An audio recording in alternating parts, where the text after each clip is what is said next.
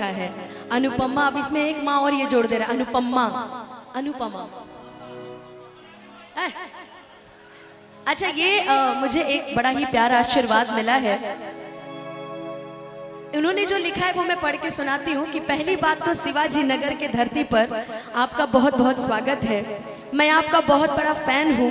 गाना बता देंगे। RK enterprises Shivaji Nagar. इन्होंने अपना नाम नहीं लिखा है तो सो सॉरी कि मैं नाम नहीं ले सकती, बट ये मेरे बहुत बड़े फैन हैं और वो भी जानते हैं किस गाने के। वो कुछ बोलना है भैया?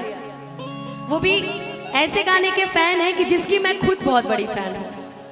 हो हमरा प्यार के बदला में बोला का दिल बाड़ू हो कि तू जब दिल बाड़ू हो दादा का दिल बाड़ू हो कि दिल ना लगई हर फेरू जमी कि अब जा जा जा जा भुला जइहा।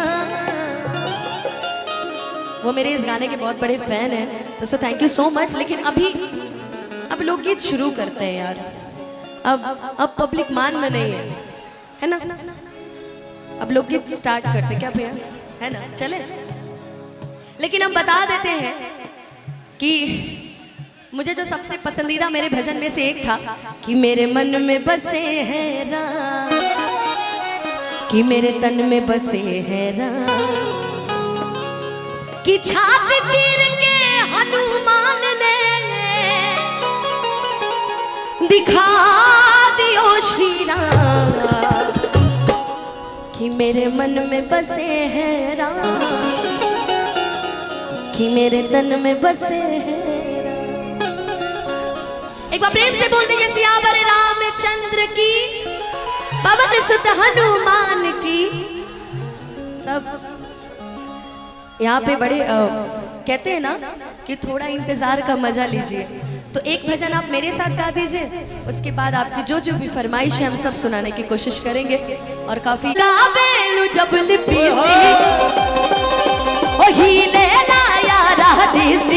झीला टॉप लागेलू, ओ झीला टॉप लागेलू, कमरिया कमरिया कमरिया करेला पालक, कमरिया करेला पालक, लॉलीपॉप लागेलू, तू लगावेलू जब लिपस्टिक हिले कि तू लगावेलू जब लिपस्टिक हिले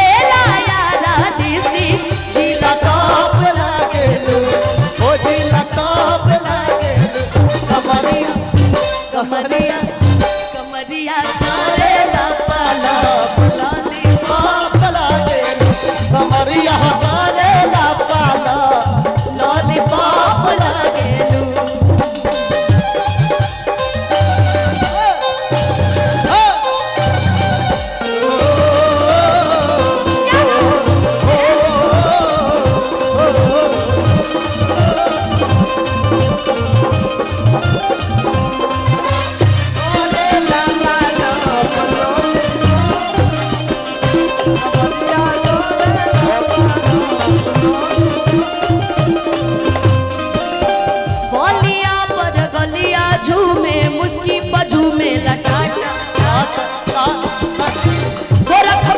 देवरिया में तो हर बुक रहेला साटा साटा पहिरेलू तू जब नथुनिया हिलेला भभुआ मोहनिया, पहिरेलू तू जब नथुनिया हिलेला भभुआ मोहनिया, मलाई बरफ लागेलू, मलाई बरफ लागेलू, कमरिया कमरिया कमरियो करेला पालक, बाप लागेलू, कमरिया करेला पालक, लॉलीपॉप ओ लुलिया मांगे ले, लुलिया का मांगे ले, लुलिया मांगे ले, लुलिया का मांगे ले,